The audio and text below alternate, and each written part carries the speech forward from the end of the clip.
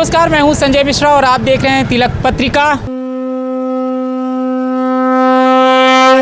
जैसा कि आप जानते हैं, तिलक पत्रिका की टीम लगातार उत्तर प्रदेश प्रयागराज महाकुंभ मेला स्थल में है और यहाँ से पल पल की हर पल की खबर आपको दे रही है। आपको बता दें, यदि आप दुनिया के किसी भी छोरे में हैं और आप यहाँ पर रहने की व्यवस्था को लेकर चिंता में हैं तो आप बिल्कुल चिंतित मत रहें, क्योंकि यहाँ पर 100 रुपये से शुरू होता है एक रात के रुकने का किराया, जो कि 1 लाख रुपए तक का है। और इस समय मैं आपको एक बहुत ही सुंदर सुविधा के बारे में बताने वाला हूं, और ये सरकारी सुविधा है जो सरकार के द्वारा आयोजित है, जिसका नाम है जन आश्रय स्थल दिव्य भव्य डिजिटल कुंभ 2025।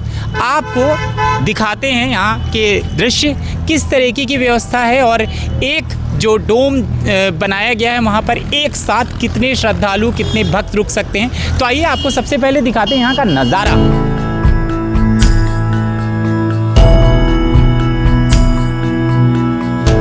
उत्तर प्रदेश के प्रयागराज में 13 जनवरी से आरंभ हुआ महाकुंभ मेला 26 फरवरी 2025 तक चलेगा, जो दुनिया के सबसे बड़े धार्मिक आयोजनों में से एक है। आपको बता दें कि मेला 12 साल में एक बार लगता है।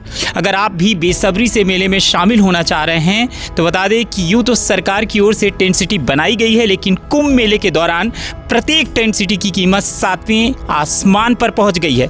वहीं होटलों के दाम भी 2 से 3 गुना बढ़ चुके हैं। ऐसे में हम आपको बता दें कि प्रयागराज में उन जगहों के बारे में जो होटल और टेंट से काफ़ी सस्ते हैं और आप आराम से यहाँ ठहर सकते हैं। बता दें, इस साल मेले में दुनिया भर से करोड़ों टूरिस्ट और श्रद्धालु लगातार आते जा रहे हैं। ऐसे में लोग सस्ते से सस्ता ठहरने के ठिकाने की तलाश में हैं। तो ये एक ठिकाना है, आप तस्वीरों में देख रहे हैं कि यहाँ पे किस तरह की सुविधाएं हैं। प्रयागराज में कुंभ मेले में शामिल होने जा रहे हैं और बजट कम है तो टेंशन लेने की कोई बात नहीं है, क्योंकि कुंभ में ऐसी कई जगह हैं जहां आम नागरिकों को ध्यान में रखकर व्यवस्था बनाई गई है।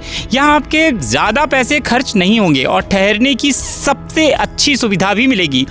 विशेष बात तो यह है कि भक्तों की सेफ्टी के लिए यहां पर पुलिस तैनात है, सिक्योरिटी है, सभी तरह की सुविधाएं हैं। प्रयागराज में परेड ग्राउंड से ठीक बगल में जन आश्रय स्थल है और दूसरा जो अरेल घाट है वहाँ पर भी जन आश्रय स्थल है, और इन दोनों स्थलों पर 2,500 के लोगों की रहने की व्यवस्था है। और ये जो आप स्थान देख रहे हैं, यहाँ पर एक जो डोम बना है उसमें एक साथ लगभग 240 लोगों की रहने की व्यवस्था, और ऐसे यहाँ पे 4 डोम बने हैं एक जगह पर। जन आश्रय स्थल में सामान को रखने के लिए किसी भी प्रकार की लॉकर या अलमारी की सुविधा नहीं दी जाएगी। ऐसे में प्रत्येक व्यक्ति को खुद ही अपने सामान का ध्यान भी रखना होगा। अगर आप परिवार के साथ यहाँ पर आ रहे हैं तो एक दूसरे के सामान का ख्याल रख सकते हैं। अगर आप अकेले आ रहे हैं तो ऐसा बैग लेकर आए जिसमें लॉक लग सकता है। यहाँ पर जो इस पूरे डोम के, इस पूरे जन आश्रय स्थल के मैनेजर हैं, उनसे बात करेंगे और जानेंगे उनसे कि आखिर और क्या क्या सुविधाएं हैं। सर, सबसे पहले तो आपका नाम? मेरा नाम ओम प्रकाश तिवारी। हाँ। इस जन आश्रय स्थल पे आपका जो पद है वो क्या है? सुपरवाइज़र। हाँ। अब हमको बताइए कि जो लोग आमतौर पे यहाँ पे आते हैं तो सबसे पहले कौन से सवाल करते हैं, क्या जानना चाहते हैं यहाँ के बारे में? वो जब आते हैं तो हम लोगों से पूछते हैं तो हम लोग उनको रेंट बताते हैं, जैसे कि मेले का पर्व से एक दिन पहले और मेले के पर्व के एक दिन बाद तक का जो हमारा रेंट है 24 घंटे का 200 रुपये है। नॉन पर्व के दिन 100 रुपीज़ है।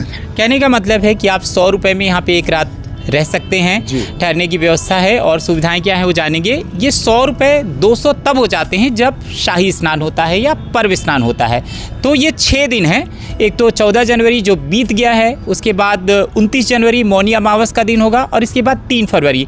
यही डेज हैं जब वो रेट 200 रुपये हो जाएंगे। बाकी दिन पहले, एक दिन बाद, एक दिन पहले और एक दिन बाद, बाकी 30 200 रहेगा। 28, 29, 30। तो ये 3 दिनों में लगभग रेट बढ़ेंगे। बाकी दिन 100 रुपये रहेगा। जी हाँ, जी। मतलब 100 से 200 रुपये में आप यहाँ पे पूरे महीने कल्पवास कर सकते हैं। और खाने की क्या सुविधा है यहाँ से मेले की, और संगम की घाट की कितनी दूरी है? यहाँ से घाट की दूरी जो है, संगम जो हमारे जो अरैल के संगम है, यहाँ से 2.5 से 3 किलोमीटर की दूरी है। और हमारे अगर बजरंगबली मंदिर के आसपास अगर जाते हैं संगम घाट पे, तो यहाँ से 4 या 5 किलोमीटर की दूरी है। और खाने की व्यवस्था चूँकि यहाँ पे है नहीं, हम रेस्टोरेंट या होटलों से उपलब्ध करा देते हैं। जो नहीं जाना चाहता है तो मैं उन होटलों वालों को बुलवा करके यहाँ उनको खाना खिलवा देता हूँ। खाने के रेट्स क्या हैं? लगभग एक मील जो होता है, नॉर्मल मील, एक मिडिल क्लास जो यहाँ पे 100 रुपये देकर रुकना चाहता है, उसको कितने में खाना मिल जाएगा एक टाइम का? एक टाइम का 250 से 300 रुपए के अंदर में जो है आपको बढ़िया खाना आपको मिल जाएगा। बाकी बहुत से लोग हैं कि यहाँ भंडारा भी खाना पसंद करते हैं, माता रानी के प्रसाद पर खाना पसंद करते हैं, तो यहाँ भोज अपना वो कर लेते हैं। मतलब यदि आप के पास पैसे नहीं है, खाने में खर्च नहीं करना चाहते हैं, तो भंडारा दिन भर चलता रहता है। चलता है और वो पूरा आनंद लेते हैं। बिल्कुल। और यहाँ पे तुरंत ये घाट है, ये गंगा का घाट है? यहाँ ये गंगा का घाट है, यहाँ सोमेश्वर घाट है। तो ये दोनों घाट बहुत सुंदर बनाए गए हैं। तो 100 मीटर की दूरी पे है। बिल्कुल बिल्कुल नज़दीक है। आप बिल्कुल आप 100 मीटर के रेंज में जाके स्नान कर सकते हैं। और यहाँ सारे घाट बड़े अच्छे बनाए गए हैं। अब अगर आंकड़ों की बात करें तो ये इस तरह के जन आश्रय स्थल जो एक ये डोम है, जी, इसमें कितने बेड हैं? बेड में क्या क्या सुविधा है? क्या लाइट है, पंखा है, कब लाइट रहती है, कब नहीं रहती है? और ऐसे कितने डोम इस अरैल घाट में हैं टोटल? यहाँ देखिए अरैल क्षेत्र में जो है 4 सेक्टर दिए गए हैं, 23, 24, 25। और हर सेक्टर में जो है आपको 4 डोम दिया गया है, जिसमें एक डोम में जो है 250 पलंग हैं। और उस 250 पलंग में जो एक पलंग पे जो है आपको गद्दा मिल जाएगा, चादर मिल जाएगी, कंबल मिल जाएगा, तकिया मिल जाएगा, बाकी लैट्रिन बाथरूम मिल जाएगा। ये सुविधाएं हैं। एक जो 250 लोगों की व्यवस्था है उसमें कितने टॉयलेट और बाथरूम हैं? यहाँ पे कम से कम जो है 50 आपको जो है लैट्रिन मिल जाएंगे, 50 जो है बाथरूम मिल जाएंगे। मतलब 250 लोगों में 100 लेट बात है, दोनों मिक्स करके दोनों। ओके। और नल कितने हैं? यहाँ नल कम से कम आपको मिल जाएंगे 25। ये जो नल है उसमें पीने का पानी साफ आता है? यहाँ का पानी पिया जा सकता है?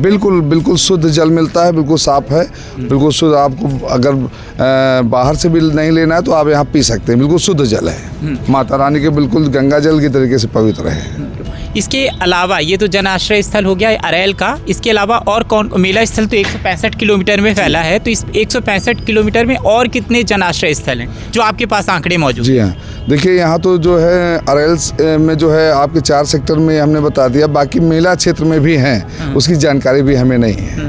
परेड में है वहाँ पर भी? जी हाँ, कुछ रैन बसेरे भी बनाए गए हैं, तो उसकी थोड़ी जानकारी हमें नहीं, यहाँ की हमें जानकारी है। रैन बसेरों में पैसे लिए जाते हैं? वो फ्री है, मुफ्त है। जी हाँ बिल्कुल, हमारे यहाँ भी एक सेक्टर मुफ्त है। हमारे यहाँ भी एक सेक्टर बीच में बनाए गए हैं, वो भी उसमें कोई पैसा नहीं लिया जाता, वो निःशुल्क है। तो उसमें सुविधाएं इतनी हैं? वही सुविधा वहाँ भी मिलेगी। वो निःशुल्क क्यों है? निःशुल्क जैसे बहुत से लोग हैं विकलांग हैं, जो बिल्कुल असहाय हैं, उनके लिए वो दिया गया है। तो वो कैसे पता लगाया जाता है कि ये असहाय हैं? हम लोगों के पास जब आते हैं तो हम जो मैं पैसे देने योग्य नहीं हैं, तो मैं उनको वहाँ व्यवस्था करा देता हूँ। तो ये आपकी अपनी समझ से है कि अगर किसी के पास पैसा नहीं है, यदि आपको लगता है कि मतलब इनकी मदद करनी चाहिए, तो आप अपना खुद का फैसला बिल्कुल जो सुपरवाइजर होता है। जी हाँ। और कोई जानकारी आपको लगता है इस जन आश्रय स्थल से देश दुनिया तक पहुंचना चाहिए? बिल्कुल, हम तो सभी भाइयों से बहनों से करता हूँ कि जो है वो सब आवें यहाँ, और हमारे यहाँ आपको उन लोगों का वेलकम है। आएँ यहाँ, गंगा माता के चरणों में आएँ और सब आनंद उठावें।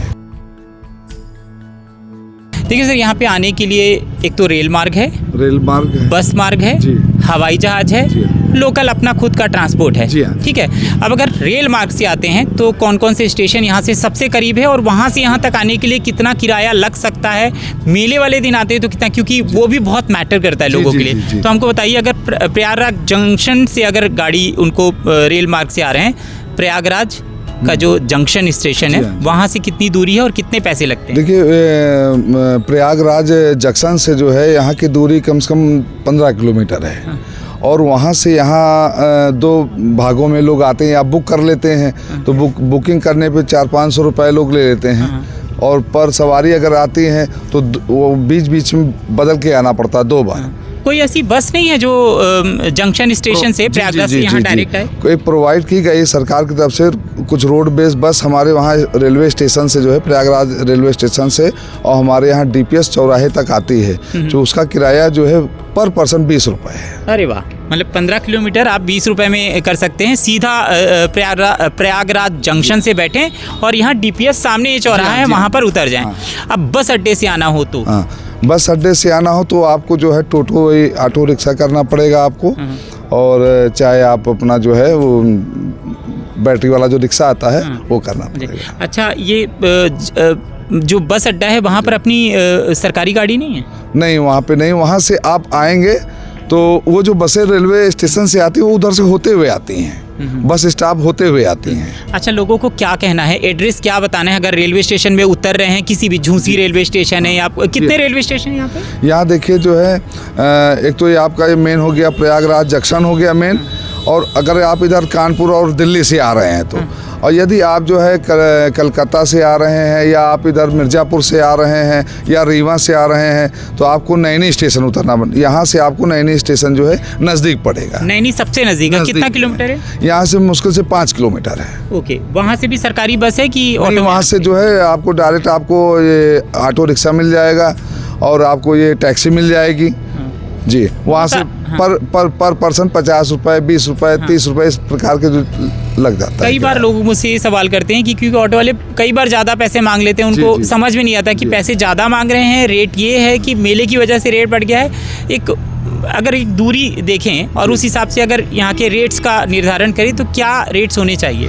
तो हम सरकार द्वारा जो है उनकी सारी सूची बनाई गई है। मैं तो सारे भाई बहनों से कहूँगा कि जो अपनी सूची देखें, उस सूची के हिसाब से उनको किराया दें। सूची कहाँ पर है? वो सब सारे टैक्सी वालों को दी गई है। हाँ, और ये ऑनलाइन उपलब्ध है कि मतलब हम देख पाएँ कि हमको यहाँ से वहाँ जाना है तो ये रेट्स हैं? नहीं, इसके बारे में नहीं नॉलेज है। हाँ। बाकी जो सरकार सब जो रजिस्ट्रेशन हुए हैं उनके सबको सूची दी गई है। चलिए, तो जो भी आए उनकी सूची देखें और आए। अगर ज़्यादा कोई पैसा मांगता है तो यहाँ के हमारे पुलिस प्रशासन से वो मदद ले सकते हैं।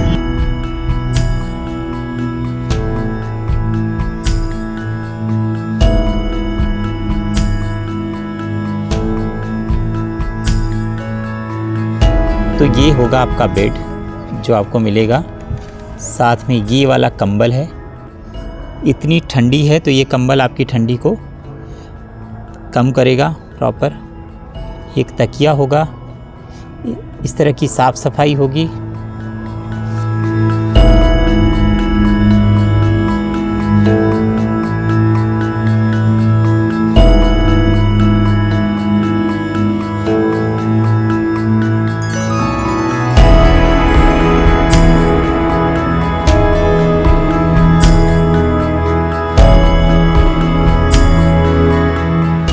देखिए, यहाँ पे मोबाइल चार्ज करने के लिए भी हर खंबे के साथ ऐसे 1, 2, 3, 4, 5, तो एक खंबे पे 5 मोबाइल चार्ज करने की जगह है। और लाइट की जो सुविधा है, हर तरफ एक खंबे पे 4 लाइट है, फिर इन दीवारों पे लाइट है। यहाँ पर ये सारी लाइट है। ऐसे थोड़ी थोड़ी दूर पे पंखे हैं हर जगह। हर 3 से 4 बेड पे एक पंखा है। अभी पंखे की ज़रूरत है नहीं क्योंकि बहुत ठंड है। तो ये है, और जितने खंबे हैं उसमें 4 लाइट है और 5 मोबाइल चार्ज करने के लिए जगह भी है, कॉट्स हैं। ये टॉयलेट बाथरूम की जगह है। ऐसे लगातार ऐसे टॉयलेट्स बने हैं।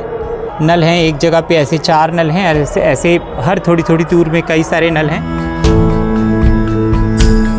इंडियन टॉयलेट है सब जगह पे और साफ़ है। नहाने की भी जगह है। ये बाथरूम है, यहाँ पर आप नहा सकते हैं। लाइट लगी है, नल लगा हुआ है।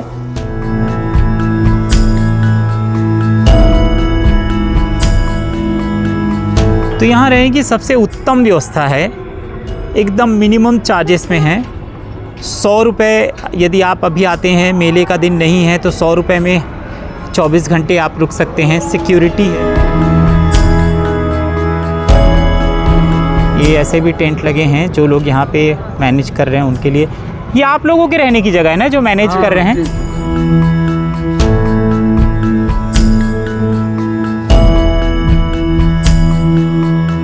ये बहुत बड़ी आस्था का एक केंद्र है, मेरे लिए बहुत बड़ी आस्था का केंद्र है और यहाँ हमारी भावनाएं बहुत जुड़ी हुई हैं।